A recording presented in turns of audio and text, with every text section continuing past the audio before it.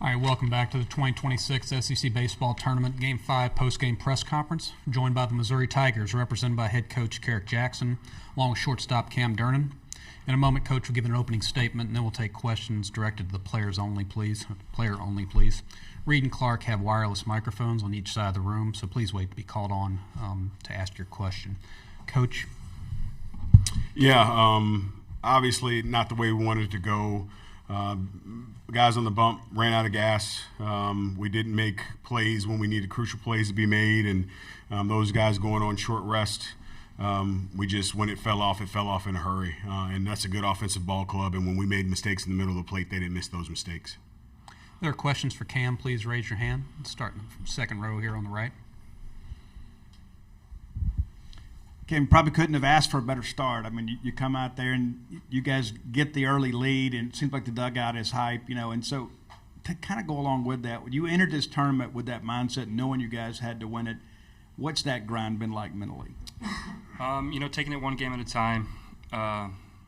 We came in it with nothing to lose, with the underdog mentality, playing with house money, and just trying to figure out if we were good enough and see what we got. Second row in the center. Cam, you personally, down the stretch, you've been one of the hottest hitters in the conference. What's worked for you and allowed you to take that next step? I just going back to just being on time. When I'm on time and my body synced up, I feel like I can compete with any pitcher, anybody. So. Next for Cam. On the right side, third row. You had a home run yesterday and another one today. What's it like playing in this park compared to some of the other SEC ballparks? This is going to go down as one of my favorite parks I've ever played at. It's beautiful. It's a natural surface. You can't ask for a better spot to play the conference tournament. Second row on the left. Cam, what is your biggest takeaway for this season, and how just the teammates that you've had since the fall, who would you like to thank that has helped you around the year? It's been such a blessing to be on this team, to play with these guys, these coaches, and not only that, for me being a Missouri guy, to represent the state of Missouri, to have people from my hometown, my high school, come and support me during home games. Honestly, especially this past week, I thank the Lord every day for just the opportunity to get to chase my dreams in the state of Missouri, where I grew up, and just to represent Lake of the Ozarks.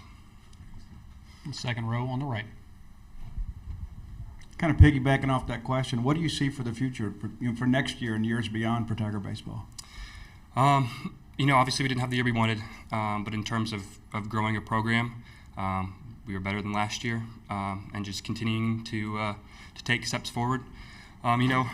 Individually and as a team, some people take the elevator and some people take the stairs, but in the end, it all ends up in the same spot. More questions for Cam? If not, Cam, thanks for your time this week. Yeah, thank you, guys.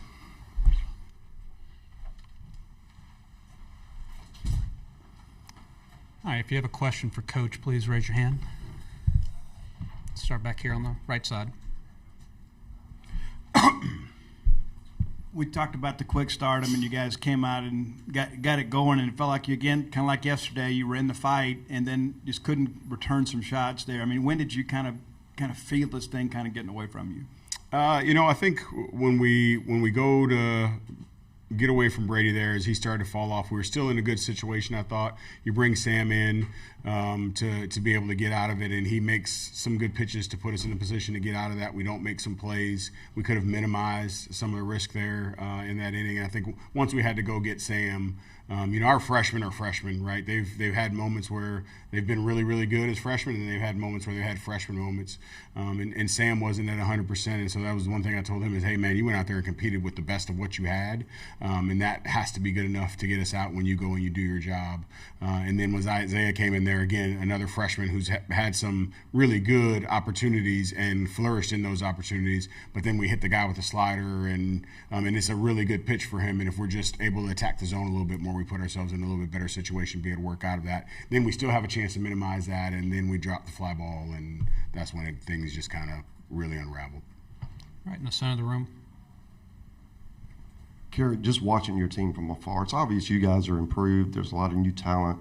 but it's a results-oriented business. How do you feel about the future, and do you think you're going to get a chance to lead this program going forward? Yeah, I mean, they brought me in here to do a job, and that job was to build. I knew what the job was when I took it, and not expecting things to happen overnight. Unfortunately, I know that is the mindset in our league, is that it's supposed to happen right away, but we're in a different situation. And as I said, I recognize coming and getting the job. I think the people around the program recognize kind of the direction that we're moving in and how we have to go about doing that. So for me, we're just taking that next step in building. And obviously you see our youth that we have, we put ourselves in a situation where next year we'll be better than we were this year. Toward the back on the right. To follow up on that, developmentally wise and heading into next season, how do you continue this momentum from the win yesterday over Ole Miss, but also the momentum that you had ending this season? How do you continue to build your program heading into the future?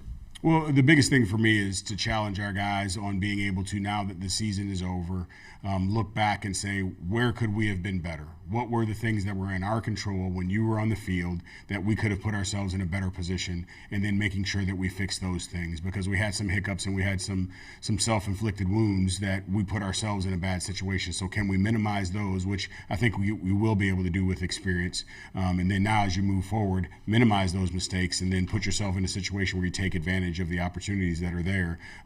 We're still in that space of anticipating the loss as opposed to taking the win.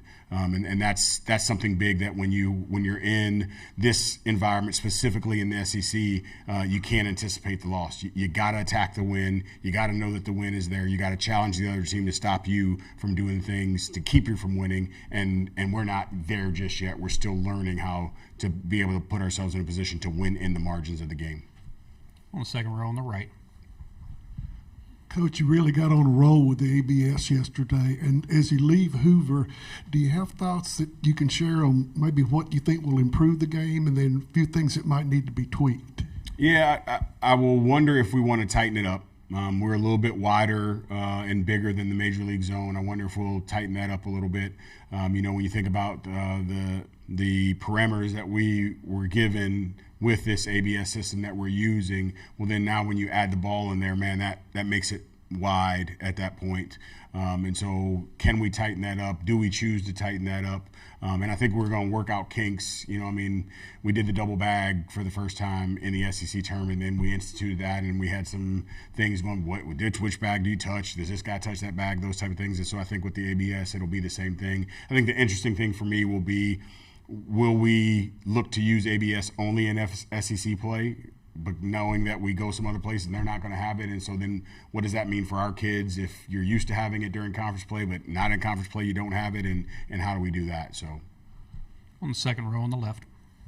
Carrick, what does it mean to have a guy like Cerna behind the dish that's helped you guys out during the course of the year, and also the international pipeline with Juan and Eric just being outside the realm in the United States? How do you feel like the recruiting can expand from that? I think when you talk about Mateo, again, it kind of goes back to what we're talking about from a building and developing standpoint. He's a third-year player. His first year behind the plate, things were a little fast on him. Last year, he got a little bit better. This year, he's a really good catcher. He understands the game. Obviously, he does a great job of receiving and blocking. And so him and other players that we're getting show kind of what we're doing. And then when you talk about getting those players outside of the continental United States, I think we want to be able to get players that we believe can help us be successful. And so we're going to continue to do that. On the right side, second row. Coach, you talked about this Mississippi State offense and how they kind of get rolling. Now that you've seen them on the grass, what's kind of your final impression of them as they get ready to go to the NCAA tournament? Again, it's an offense that there's no holes in it necessarily. Even the guys that may not have a lot of power numbers, they're going to grind out at bats. And when you make mistakes, they're not going to miss. And that's what happened with us today. When we made mistakes, we made some two-strike mistakes. We let the count get in the hitter's favor. And then now when you got to pour that thing in there, just look at, Ace's last at bat, right? Like, he covers the plate so well with 2 strikes and is able to just continue to flip pitches off and flip pitches off and flip pitches off and then draw that walk in that situation. And so they do a really good job. And if you miss in the middle, then again, they have the guys in their lineup that can drive the ball out of the yard or drive the gaps. So I think they will have success when it comes to that aspect of it because they are an offensive lineup. And then obviously when you look at their starter, he's going to come out, he's going to attack you. And we had our opportunities with him. I think that we had a plan that we wanted to execute, and our guys kind of got off that a little bit. And then when he came back to the middle, we showed that we had the ability to be able to take some quality swings off of him. So but he's able to adjust. And again, you saw him start to cramp up there a little bit. So again, short rested, what does that mean for him? Now he's going to have full rest going into next weekend. So I think they'll be a dangerous club when it comes to the tournament. Any more for Coach? If not, Coach, thanks for your time this week. Thank you.